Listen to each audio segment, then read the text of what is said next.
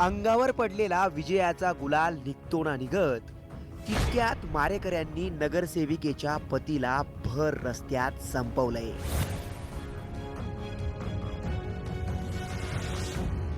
सकाळचा फोन आल्यानंतर अत्यंत पायाखालची पाऊल सरकली की आमचा ज्येष्ठ कार्यकर्ता आणि एकदम निष्ठावंत कार्यकर्ता मंगेश याची निर्घृण हत्या झाली।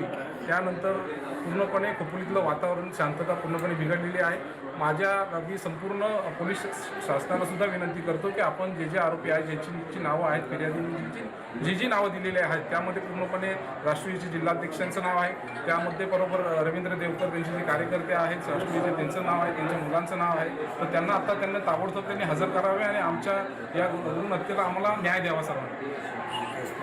सर, एकंदरीत किती तास उलटून गेले आणि अद्यापर्यंत आरोपी सापडले? आता गेले मला वाटते सात वाजता झालेली आहे आणि 4 वाजलेले आहेत आता। तर एकंदर मला वाटतंय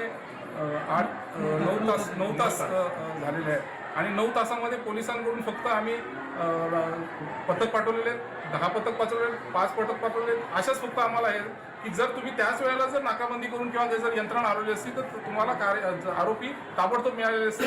आम्ही सांगत होतो की ह्या गाडीतून तिथले कार्यकर्ते आमचे सांगत होते, तिथले लोक सांगत होते की बाबा ह्या गाडीतून कार्यकर्ते इथून जे काय ज्यांनी हत्या केलेली आहे ते तिथून आरोपी पळालेले आहेत। तर परंतु प्रशासनाने पोलीस प्रशासनाचं कुठल्याही प्रकारचं सहकार्य झालेलं नाही आहे। त्यांनी आत्तापर्यंत FIR ला लागलेला 4 ते 6-7 तासाचा वेळ, त्याचबरोबर आत्ता जो काही जनसमुदाय हे केलेला आहे त्यांचं प्रक्षोभक तुम्ही जर तुमच्या व्हिडिओमध्ये जर दाखवलं तर अत्यंत लोकांची भावना तीव्र झालेली आहे आणि आमच्या खोपोलीची शांतता पूर्णपणे यामध्ये बिघडलेली आहे। संपूर्ण प्रकरण काय? आज सकाळी जवळपास 7 वाजता हे प्रकरण घडलेलं आहे, जिथे 5 लोकांनी त्यांना डोक्यावरती मार करून त्यांना जीवे मारलेला आहे। त्या अनुषंगाने खोपोली पोलीस स्टेशनमध्ये गुन्हा दाखल करण्यात आलेला आहे। त्याच्यात एकूण 6 आरोपींचे नावानिहाय फिर्याद देण्यात आलेली आहे आणि 4 अनोळखी असं फिर्याद देण्यात आली आहे। आमची तपास चालू आहे, आम्हाला काही लीड मिळालेली आहे आरोपीच्या संदर्भात।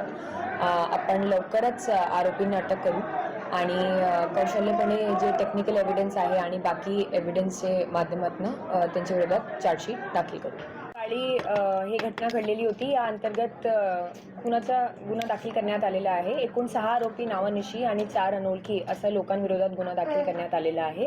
पोलिसांची 8 पथक तयार करण्यात आलेले आहे, जे की आरोपीचा शोध घेत आहे। सोबतच आपली फॉरेन्सिक एक्सपर्ट्सची टीम आज सकाळी घटनास्थळी दाखल झालेली होती।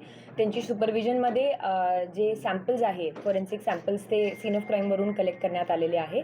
आपण लवकरच याच्यात आरोपींना अटक करून त्यांना पुढची प्रोसेस करू। सर, मोटिव्ह काय याच्या मागचा? जोपर्यंत आरोपी आपल्याला मिळत नाही ते मोटिव्ह